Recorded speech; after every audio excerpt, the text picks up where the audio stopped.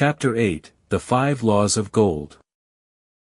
A bag heavy with gold, or a clay tablet carved with words of wisdom. If you had the choice, which would you choose? By the flickering light of the desert shrub fire, the suntanned faces of the listeners gleamed with interest. The gold, the gold. The 27 men answered in a chorus. Old Calabab smiled knowingly. Listen. He resumed, raising his hand. Hear the wild dogs out there in the night. They howl and wail because they are starving. Yet if you feed them, what do? They fight and strut. Then they fight and strut some more. They give no thought to tomorrow, which will surely come. It is the exact same with men. Give them a choice between gold and wisdom, and what do? They ignore the wisdom and waste the gold. Then, when tomorrow comes, they wail because they have no more gold. Gold is reserved for those who know its laws and abide by them. Calabab drew his white robe closely around his lean legs. A cool night wind had started blowing. You have served me faithfully on our long journey. You cared well for my camels. You worked without complaining across the hot desert sands. You also fought bravely against the robbers who tried to steal my merchandise. Because of all this, I will tell you a story tonight. It is the tale of the 5 laws of gold. You have never heard a story like this before. Pay close attention to the words I speak. If you understand their meaning and follow them, you will have much gold in the days to come. He paused for effect. Above them in a canopy of blue, the stars shone brightly in the crystal-clear skies of Babylonia. Behind the group stood their faded tents, which were tightly staked to survive desert storms. Beside the tents sat neatly stacked bales of merchandise, covered with animal skins. Nearby, the camel herd sprawled out in the sand. Some chewed their cud contentedly, while others snored loudly. You have told us many good tales, Calabab. The chief packer spoke up. We look to your wisdom to guide us tomorrow, when our service with you finally comes to an end. I have only told you about my adventures in strange and distant lands. But tonight, I will tell you about the wisdom of Arked, the wise and wealthy man. We have heard much about him. The chief packer acknowledged. He was the richest man who ever lived in Babylon. He truly was the richest man. That was because he was wiser in the ways of gold than any man before him. Tonight, I will share his great wisdom with you. It was told to me by his son, Nomesir, many years ago in Nineveh, when I was just a young boy. My master and I had stayed late into the night at Nomesir's palace. I had helped my master carry great bundles of fine rugs. Nomesir tested each one until he found the exact colors he wanted. Finally, he was completely satisfied. He commanded us to sit down with him and drink a rare, fragrant wine. It was a very warming drink for my stomach, which was not used to such luxury. Then, Nomesir told us this tale about the great wisdom of his father, Arked. I will now tell it to you just as he told it to me. In Babylon, as you know, it is customary for the sons of wealthy fathers to live with their parents. They simply wait to inherit the family estate.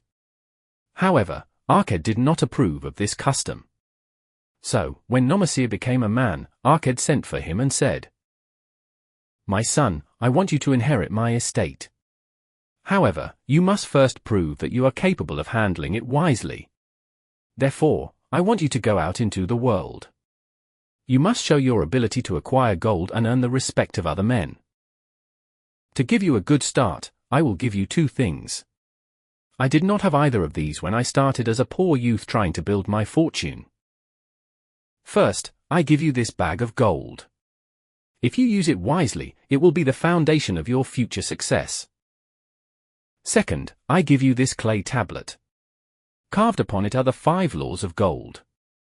If you apply these laws to your own actions, they will bring you wealth and security. 10 years from today, come back to your father's house and give an account of yourself. If you prove yourself worthy, I will make you the heir to my estate. Otherwise, I will give everything to the priests. They can use it to bargain with the gods for my soul. So, Nomasir went out to make his own way in the world. He took his bag of gold, his slave, and the horses they rode on. He also took the clay tablet, which was carefully wrapped in a silk cloth. 10 years passed. Nomasir kept his promise and returned to his father's house. Arked threw a great feast in his honor and invited many friends and relatives. After the feast ended, Nomasir's parents sat on their throne-like seats on one side of the great hall. Nomasir stood before them to give an account of himself, just as he had promised. It was evening. The room was hazy with smoke from the dimly lit oil lamps. Slaves in white woven jackets and tunics rhythmically fanned the humid air with long palm leaves. The scene felt very dignified and serious. Nomasir's wife and his 2 young sons sat on rugs behind him. Friends and other family members sat there as well, all eager to listen. "My father," Nomasir began respectfully. "I bow before your wisdom. 10 years ago, I stood at the gates of manhood. You told me to go out and become a real man among men, rather than staying here as a servant to your fortune. You gave me your gold freely. You gave me your wisdom freely. But sadly, I must admit I handled the gold disastrously. It slipped right through my inexperienced hands. It ran away just like a wild rabbit flees from the boy who catches it." His father smiled gently. "Continue, my son. Your story interests me in every detail. I decided to go to Nineveh because it was a growing city. I believed I might find good opportunities there. I joined a caravan and I made many friends among its members. 2 of these men were very well spoken. They owned a beautiful white horse that could run as fast as the wind. As we traveled, they told me a secret.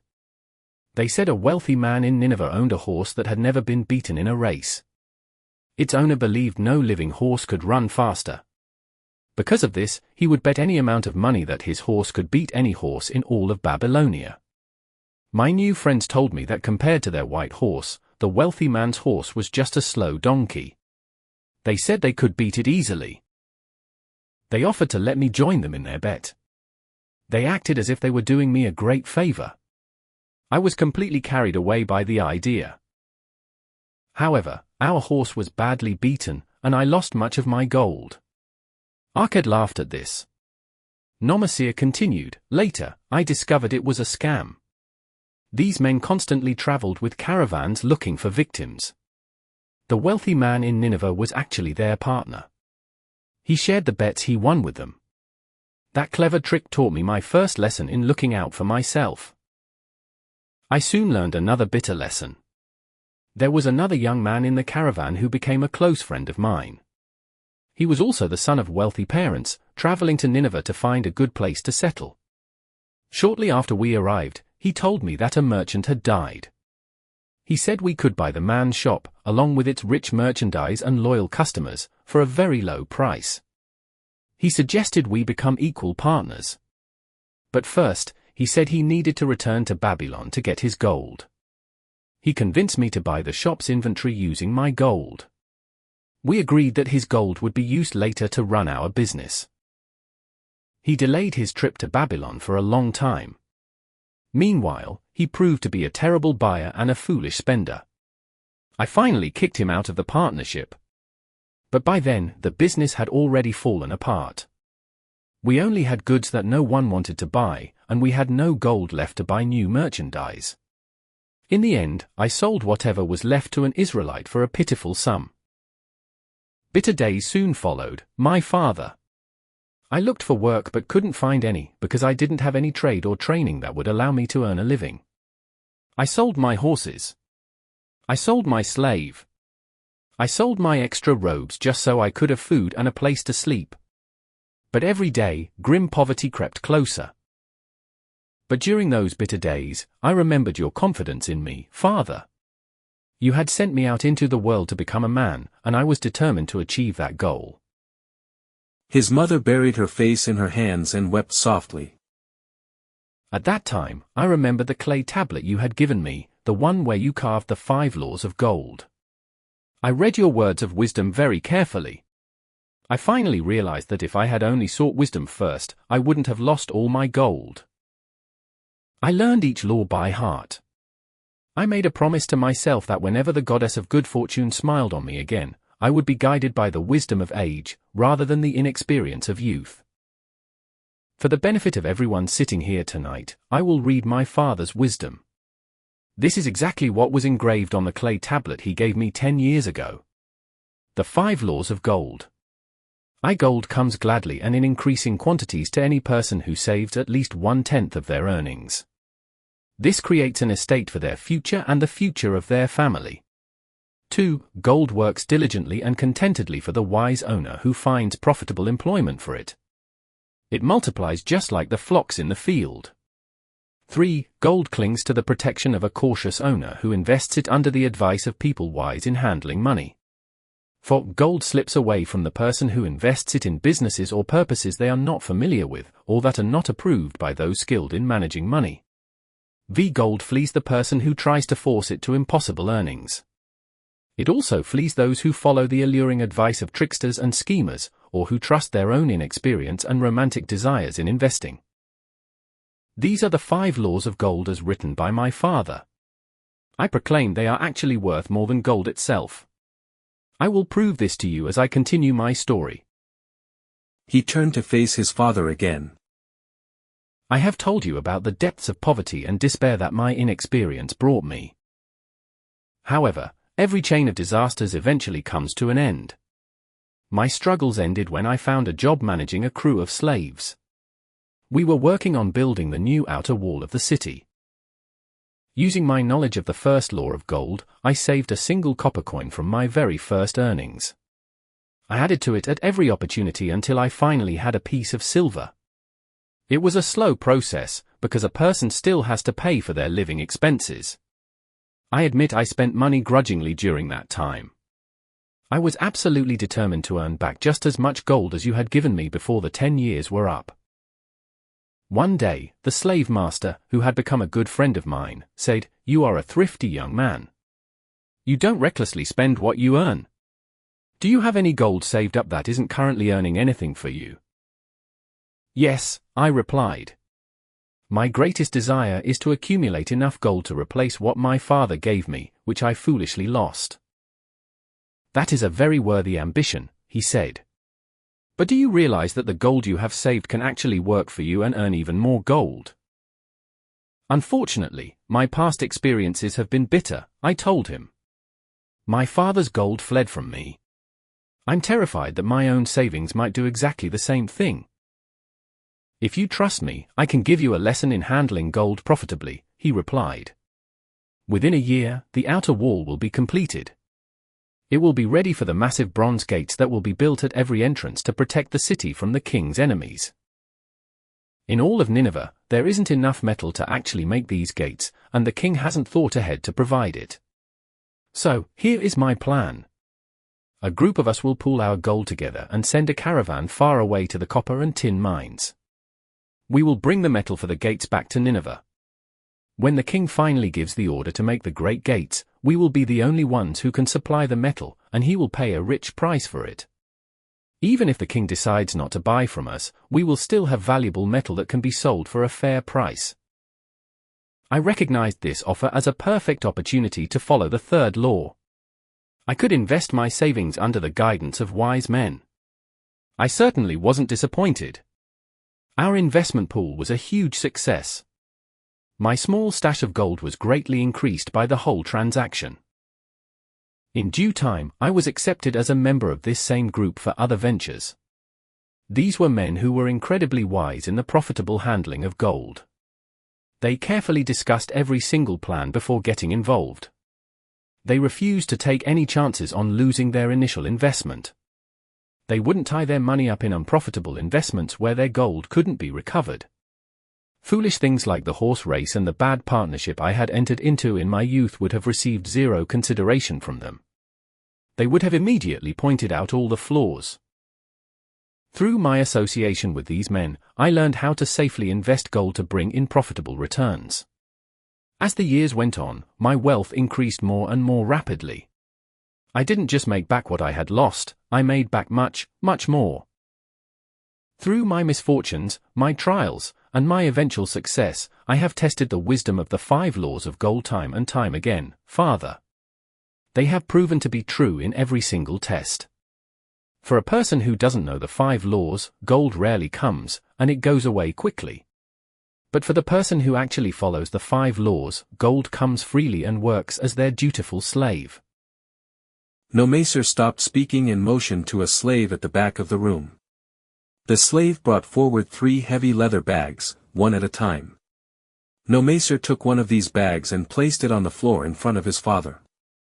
He addressed him again. You gave me 1 bag of Babylon gold. In its place, I am returning a bag of Nineveh gold of equal weight. It is a perfectly equal exchange, as anyone would agree. You also gave me a clay tablet inscribed with wisdom. In its place, I am returning 2 full bags of gold.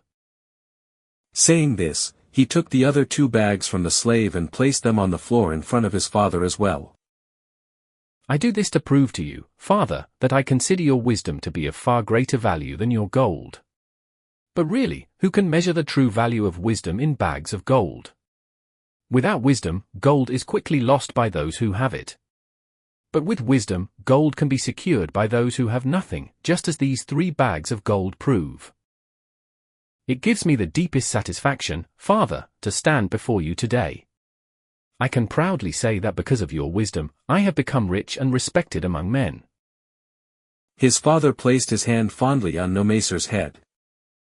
You have learned your lessons very well. I am incredibly fortunate to have a son that I can safely entrust my wealth to. Calabab finished his story and looked critically at his listeners. What does this story of Nomacer mean to you? He continued. Who among you can go to your father, or to your wife's father, and give a good account of how wisely you have handled your earnings? What would these respected men think if you said to them, I have traveled a lot, learned a lot, worked hard, and earned a lot. But sadly, I have very little gold left. Some of it I spent wisely, some of it I spent foolishly, and a lot of it I lost in unwise ways? Do you still think it is just a quirk of fate that some men have much gold and others have nothing? Then you are wrong. Men have much gold when they know the 5 laws of gold and follow them. Because I learned these 5 laws in my youth and followed them, I have become a wealthy merchant. I did not accumulate my wealth by some strange magic. Wealth that comes quickly goes quickly. Wealth that stays to give enjoyment and satisfaction to its owner comes gradually. It is a child born of knowledge and persistent purpose. Earning wealth is only a slight burden upon the thoughtful man. Bearing the burden consistently from year to year achieves the final goal. The 5 laws of gold offer you a rich reward for following them. Each of these 5 laws is rich with meaning. So you do not overlook this in the briefness of my tale. I will now repeat them. I know them each by heart. In my youth, I could see their value, and I was not content until I knew them word for word. The first law of gold. Gold comes gladly and in increasing quantity to any man who will set aside not less than 1/10 of his earnings to create an estate for his future and that of his family. Any man who will consistently set aside 1/10 of his earnings and invest it wisely will surely create a valuable estate. This will provide an income for him in the future. It will also guarantee safety for his family in case the gods call him to the world of darkness. This law always says that gold comes gladly to such a man. I can truly verify this in my own life. The more gold I accumulate, the more readily it comes to me, and in increased quantities. The gold I save earns more, just as yours will. Its earnings earn even more, and this is how the first law works. The second law of gold. Gold labors diligently and contentedly for the wise owner who finds profitable employment for it, multiplying even as the flocks of the field. Gold is indeed a willing worker. It is always eager to multiply when the opportunity presents itself. To every man who has a store of gold set aside, opportunity comes for its most profitable use. As the years pass, it multiplies itself in surprising ways. The third law of gold. Gold clings to the protection of the cautious owner who invests it under the advice of men wise in its handling. Gold indeed clings to the cautious owner, just as it flees the careless owner. The man who seeks the advice of men wise in handling gold soon learns not to risk his treasure. Instead, he learns to preserve it in safety and to enjoy its consistent increase in contentment. The fourth law of gold. Gold slips away from the man who invests it in businesses or purposes with which he is not familiar, or which are not approved by those skilled in its keep. To the man who has gold, yet is not skilled in handling it, many uses for it appear highly profitable. Too often, these are filled with the danger of loss. If properly analyzed by wise men, they show a small possibility of profit.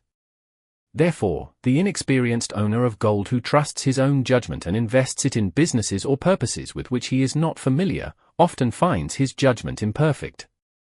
He pays with his treasure for his inexperience. Wise indeed is the man who invests his treasures under the advice of men skilled in the ways of gold. The fifth law of gold. Gold flees the man who would force it to make impossible earnings. It flees the man who follows the alluring advice of tricksters and schemers. It also flees the man who trusts it to his own inexperience and romantic desires in investment. Fanciful proposals that thrill like adventure tales always come to the new owner of gold. These appear to give his treasure magic powers that will enable it to make impossible earnings. Yet, listen to the wise men. They truly know the risks that lurk behind every plan to make great wealth suddenly. Do not forget the rich men of Nineveh. They would take no chance of losing their principal or tying it up in unprofitable investments. This ends my tale of the 5 laws of gold. In telling it to you, I have told the secrets of my own success.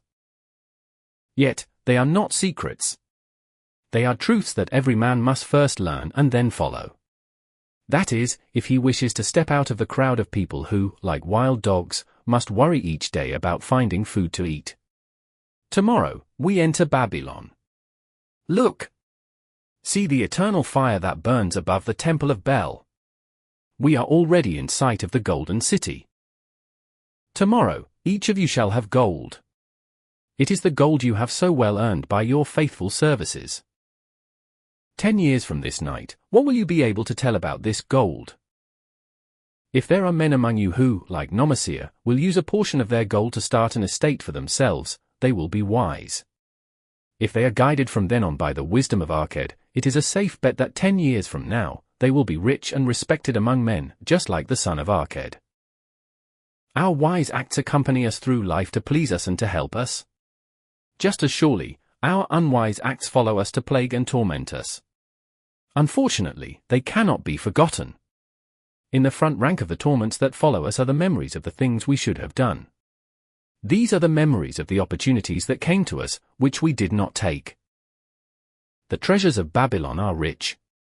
They are so rich that no man can count their value in pieces of gold. Each year, they grow richer and more valuable. Like the treasures of every land, they are a reward. They are a rich reward awaiting those men of purpose who determine to secure their rightful share. There is a magic power in the strength of your own desires. Guide this power with your knowledge of the 5 laws of gold, and you shall share the treasures of Babylon.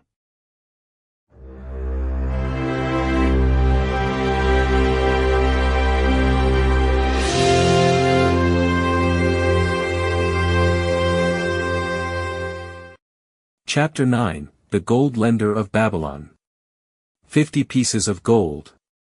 Never before had Rodden, the spearmaker of old Babylon, carried so much gold in his leather wallet. He strode happily down the king's highway, returning from the palace of his generous majesty. The gold clinked cheerfully as the wallet at his belt swayed with each step. To him, it was the sweetest music he had ever heard. 50 pieces of gold. All his. He could hardly realize his good fortune. What power lay in those clinking discs?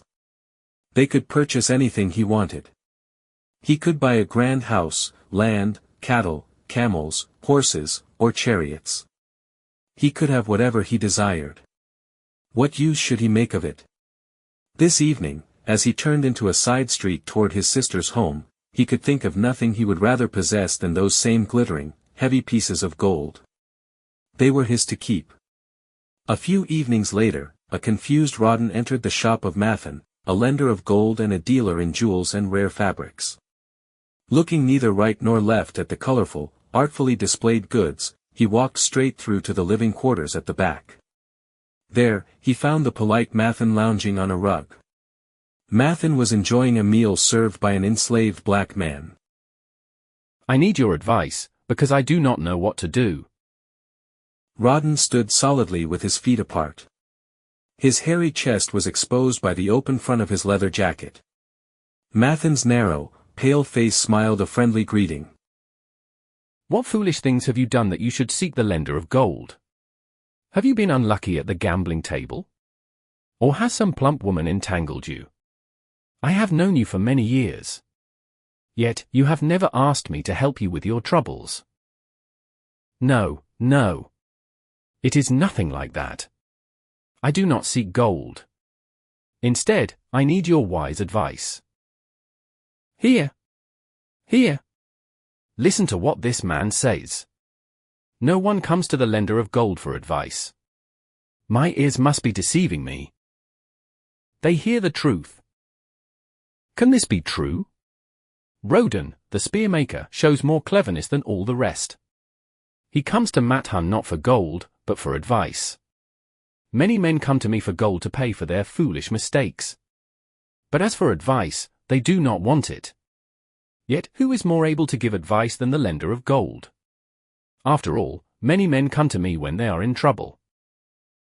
You shall eat with me, Rawdon. He continued. You shall be my guest for the evening. Andal.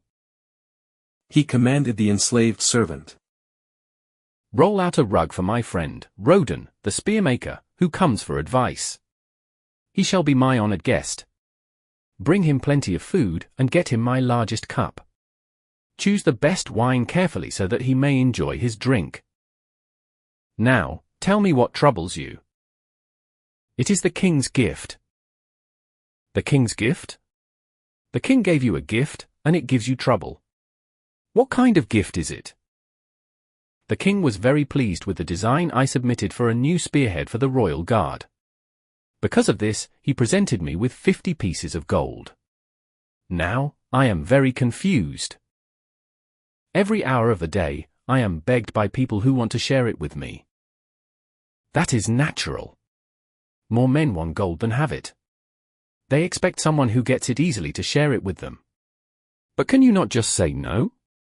Is your will not as strong as your fist? I can say no to many people. Yet, sometimes it would be easier to say yes. How can a man refuse to share with his sister, to whom he is deeply devoted? Surely, your own sister would not want to stop you from enjoying your reward. But it is for the sake of Ahriman, her husband. She wants to see him become a rich merchant. She feels that he has never had a fair chance. So, she begs me to loan him this gold. She hopes he can become a prosperous merchant and repay me from his profits. My friend. Mathan resumed.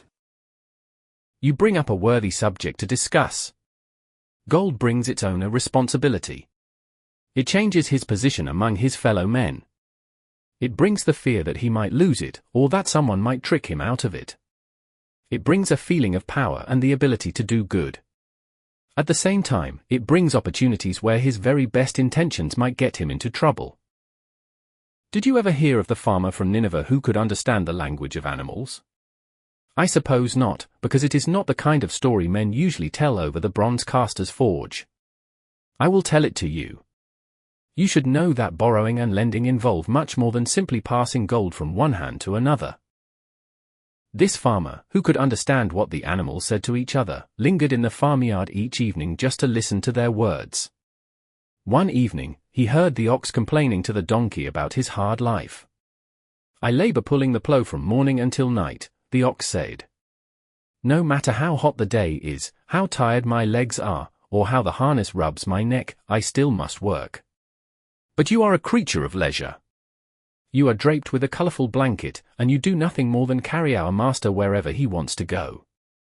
When he goes nowhere, you rest and eat green grass all day long." Now, the donkey, in spite of his vicious kick, was a good-hearted fellow and sympathized with the ox. "My good friend," he replied, "you do work very hard, and I would like to help ease your burden. Therefore, I will tell you how you can have a day of rest. In the morning, when the enslaved servant comes to fetch you for the plough, lie on the ground. Groan loudly so that he will think you are sick and cannot work." So, the ox took the donkey's advice. The next morning, the servant returned to the farmer and told him the ox was sick and could not pull the plough. "Then," said the farmer, "hitch the donkey to the plough, because the ploughing must go on." All that day, the donkey, who had only intended to help his friend, found himself forced to do the ox's job. When night came and he was released from the plough, his heart was bitter.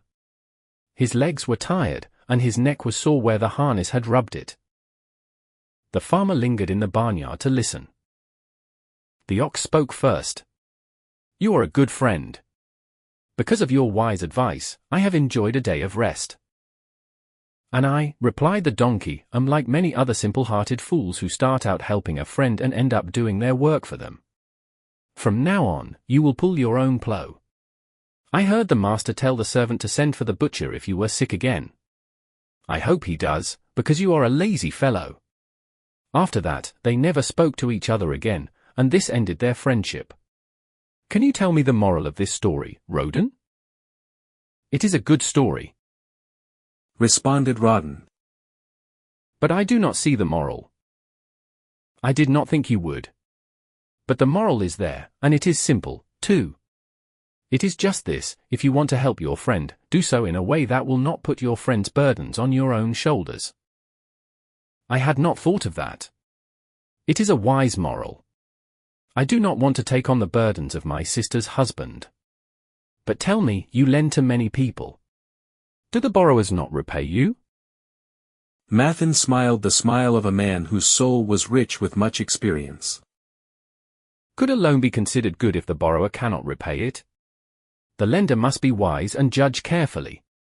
He must decide whether his gold can serve a useful purpose for the borrower and then return to him. Otherwise, it might be wasted by someone who cannot use it wisely. That would leave the lender without his treasure, and it would leave the borrower with a debt he cannot repay.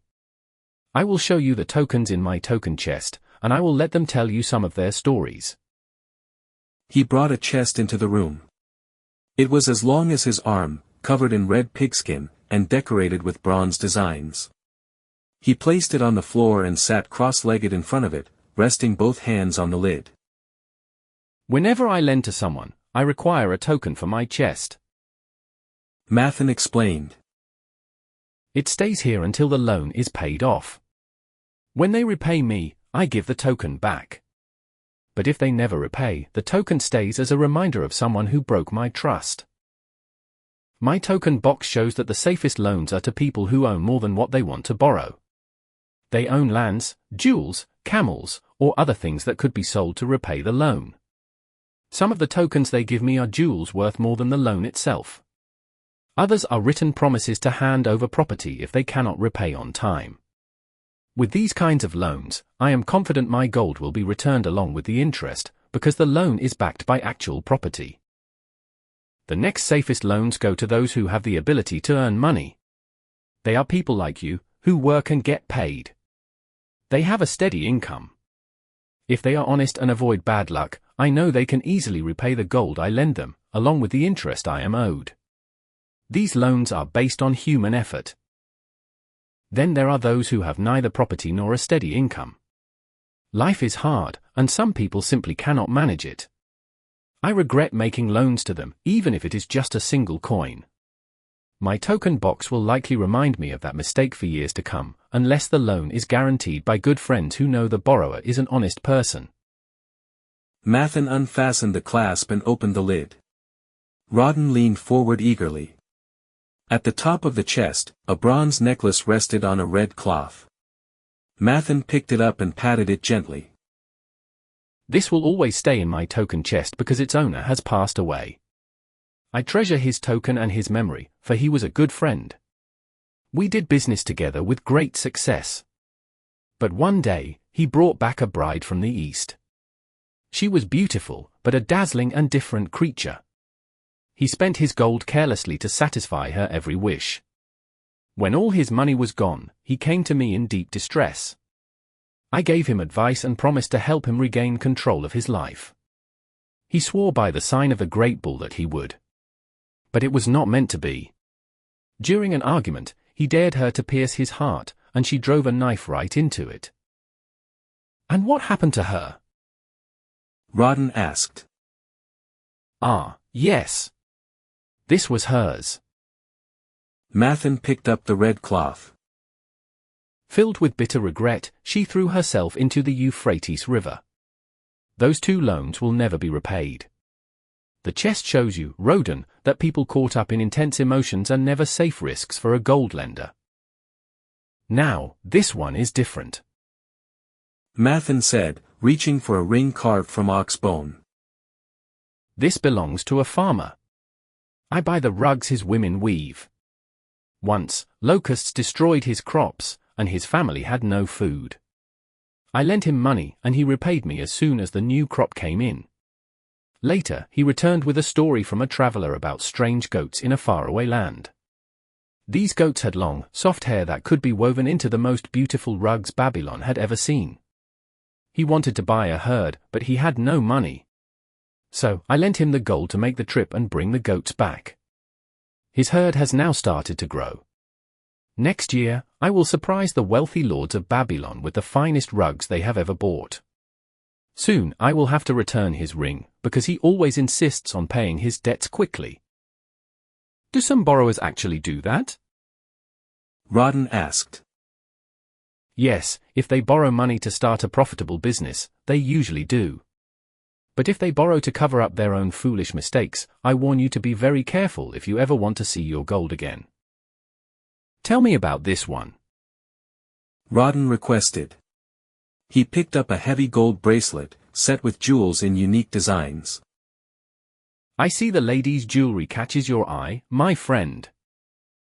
Mathen teased. I am still much younger than you. Rawdon replied with a smile. That may be true, but this time you are imagining romance where there is none.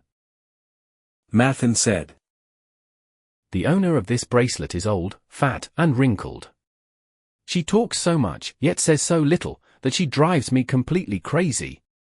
Her family once had plenty of money and they were good customers, but hard times hit them. She has a son, and she desperately wants him to become a merchant. So, she came to me and borrowed gold to buy him a partnership with a caravan owner, someone who travels with camels and trades goods from city to city. Unfortunately, that caravan owner turned out to be a scoundrel. He left the poor boy in a faraway city with no money and no friends, sneaking away early while the young man slept. Perhaps when this boy grows into a real man, he will repay the debt. Until then, I get no interest on the loan, just a lot of empty talk from his mother. But I must admit, the jewels in that bracelet are easily worth the gold I lent her. Did this woman ask for your advice on whether the loan was a smart idea? Rawdon asked. Quite the opposite. Mathen sighed. She had already pictured her son as a wealthy and powerful man of Babylon. Suggesting anything else only made her furious. She gave me a very harsh scolding. I knew it was a huge risk for such an inexperienced boy. However, since she offered excellent security with this bracelet, I could not refuse the loan. Now, this. Mathen continued, waving a piece of packing rope tied into a knot. This belongs to Nebatta, the camel trader. Whenever he wants to buy a herd that costs more money than he currently has, he brings me this knot. I lend him whatever gold he needs. He is a very wise trader. I trust his good judgment, so I lend to him freely. Many other merchants in Babylon have earned my trust through their honorable behavior. Their tokens come and go frequently from my box. Good merchants are a huge asset to our city. It benefits me to help them keep their trade moving, which in turn keeps Babylon prosperous. Mathan then picked out a beetle carved from turquoise. He tossed it onto the floor with disgust. A bug from Egypt, he muttered. The young man who owns this does not care if I ever get my gold back. When I scold him, he simply replies, "How can I repay you when bad luck follows me everywhere? Besides, you have plenty of money. What can I do in this situation?" The token actually belongs to his father. His father is a hard-working, honorable man with little money, but he pledged his own land and livestock to support his son's business dreams. The young man found some early success, but then he became far too eager to get rich quickly. He did not have enough knowledge or experience, and his businesses entirely collapsed. Youth is always ambitious. Young people want to take shortcuts to wealth and all the nice things that money can buy. In their rush to get rich quickly, they often borrow money very foolishly. Because they lack life experience, young people do not realize that hopeless debt is like a deep, dark pit. You can fall into it very quickly, but you might struggle uselessly for years trying to climb out. It is a pit full of sorrow and regret. It blocks out the bright sunlight of your days and ruins your nights with restless tossing and turning. However, I do not discourage borrowing gold.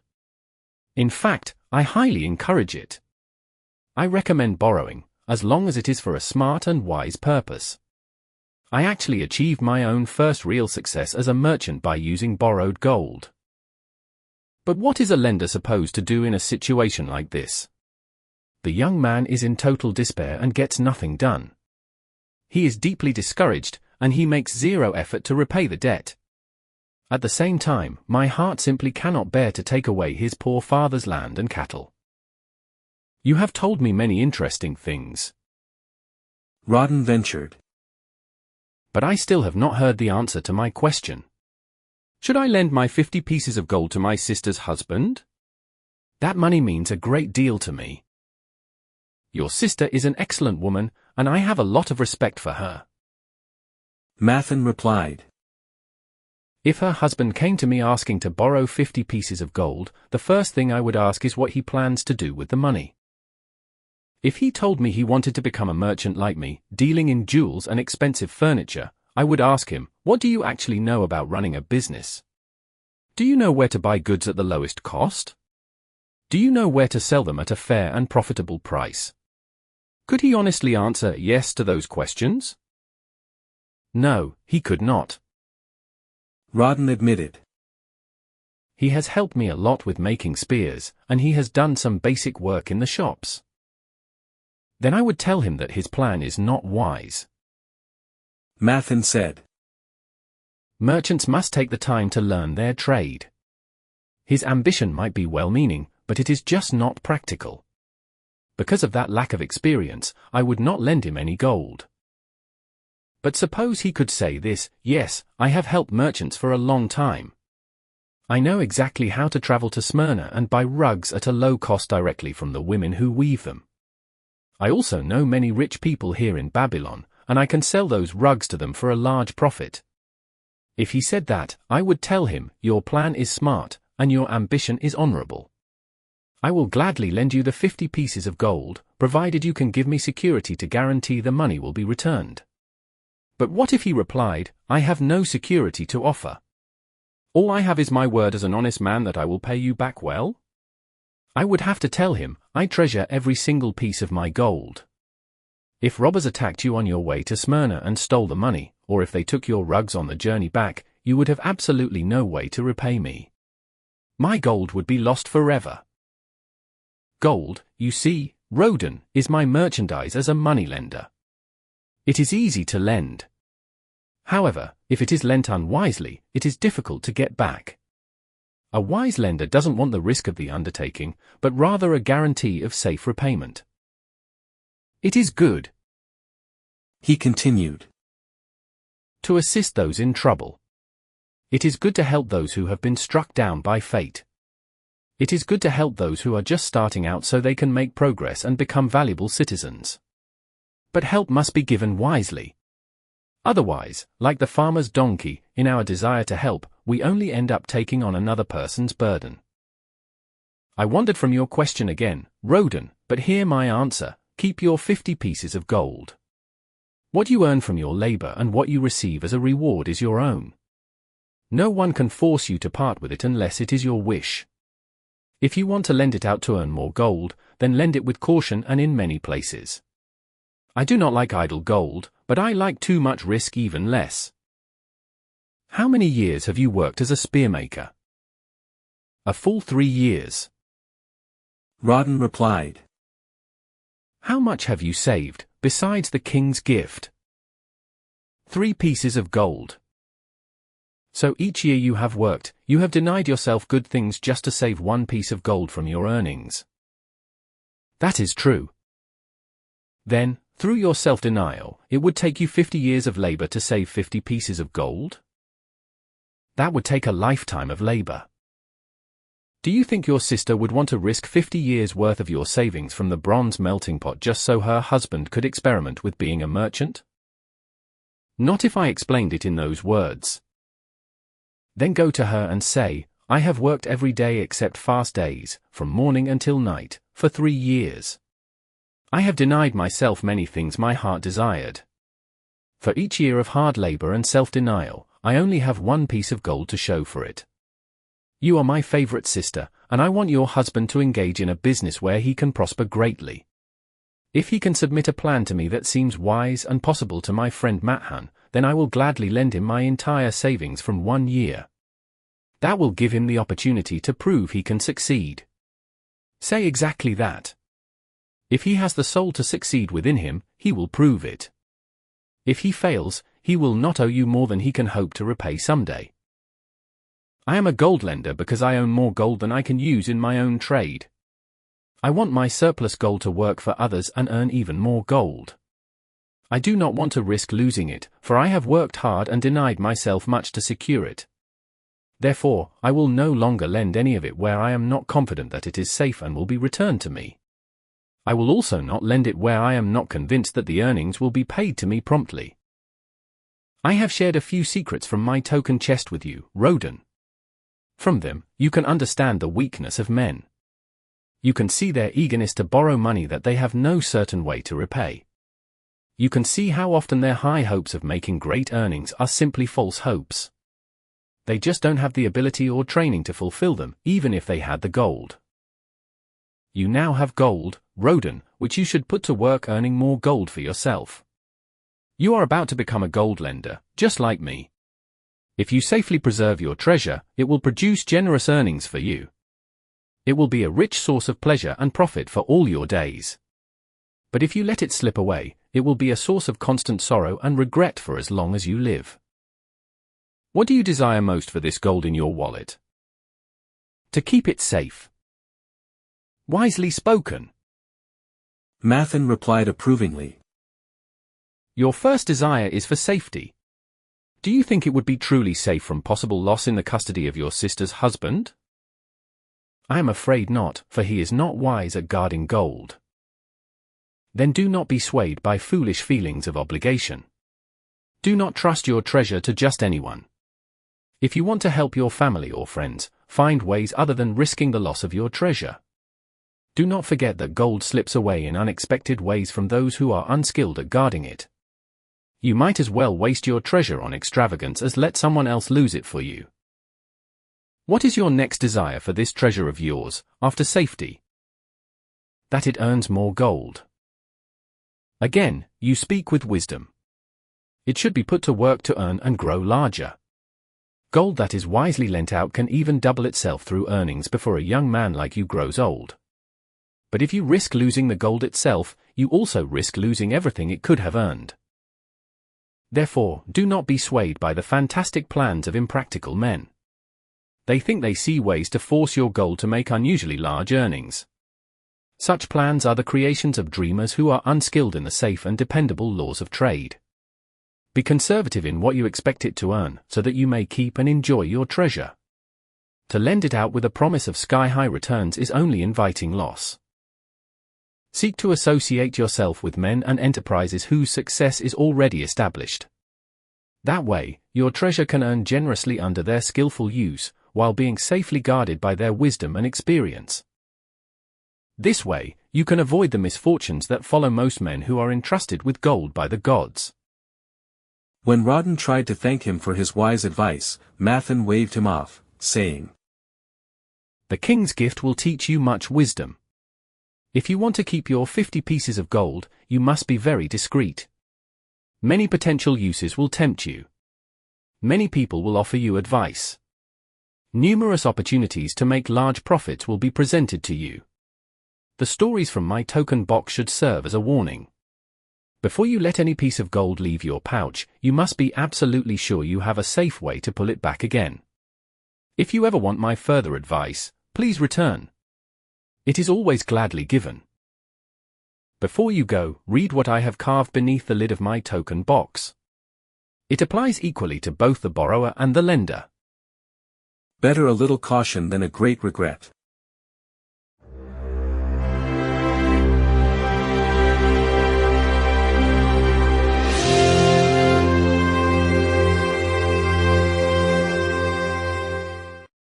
Chapter 10, The Walls of Babylon. Old Banzer was a grim warrior from another era. He stood guard at the passageway leading to the top of the ancient walls of Babylon. Up above, brave defenders were battling to hold the walls. The future existence of this great city depended entirely on them. Hundreds of thousands of citizens were relying on their protection. The roar of the attacking armies echoed over the walls. Men yelled, thousands of horses trampled the ground, and battering rams pounded against the bronze gates with a deafening boom.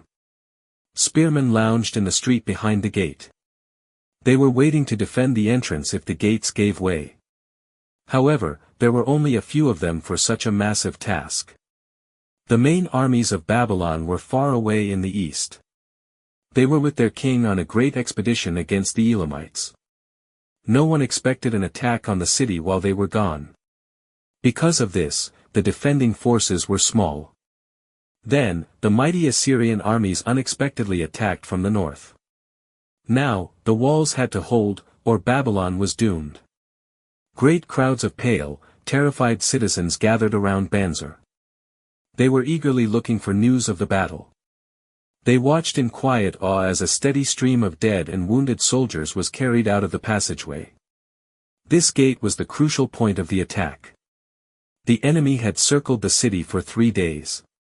Then, they suddenly threw all their great strength against this specific section.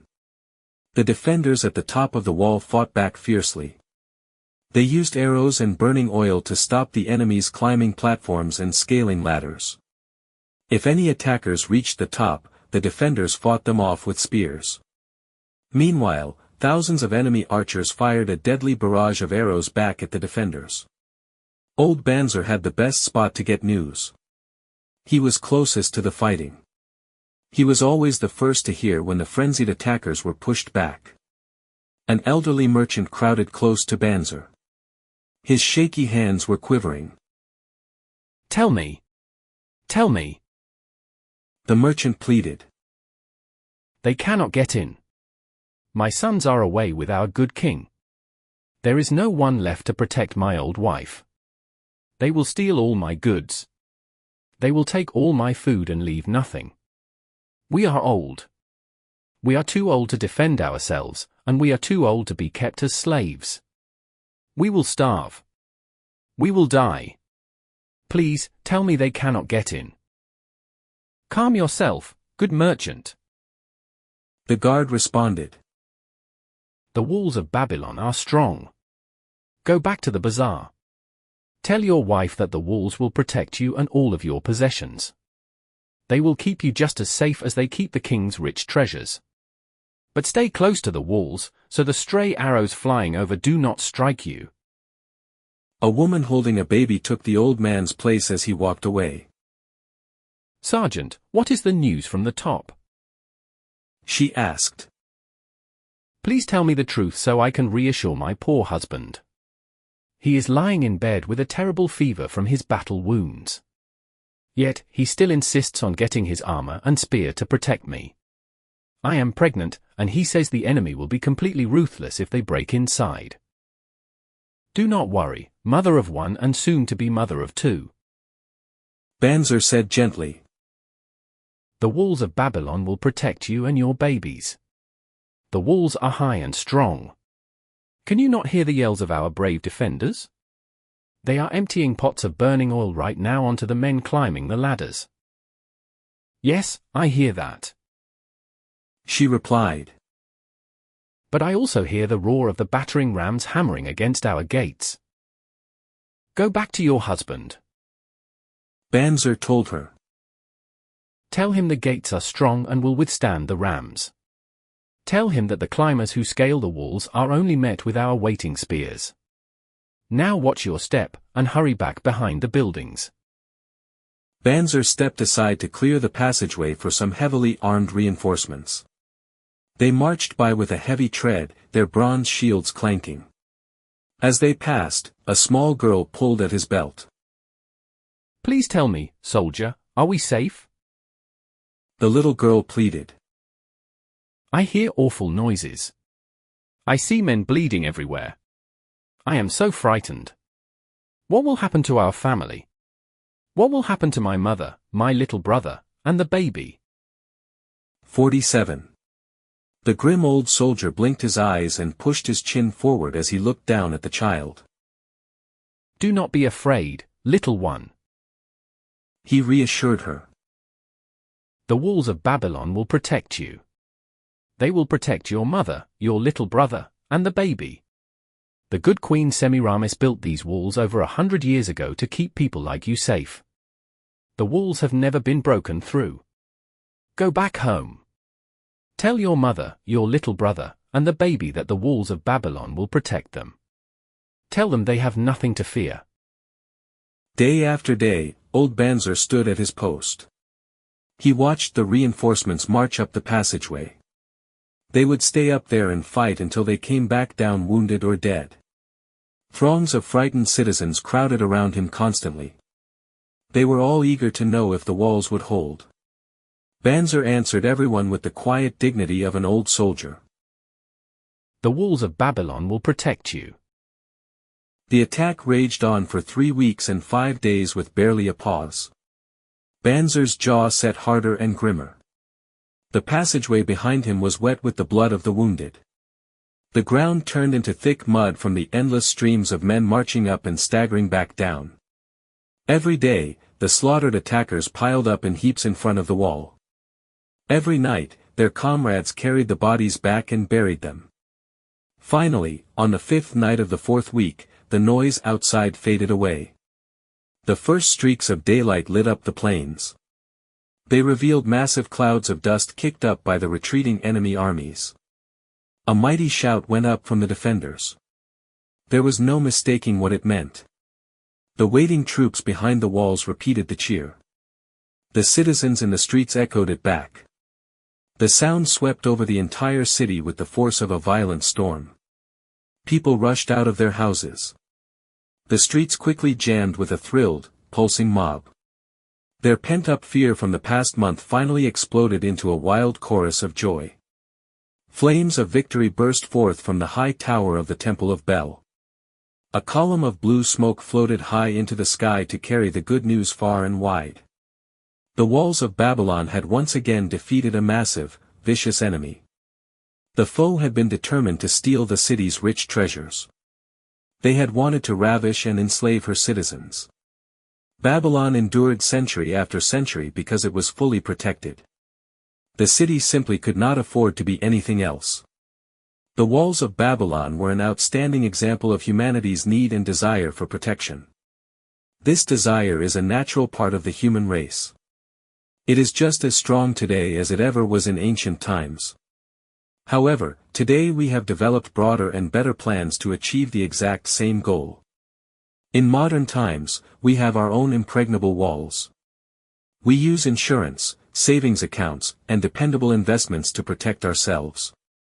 These modern walls guard us against the unexpected tragedies that can suddenly enter our lives and sit down at our firesides. We cannot afford to be without adequate protection. 48.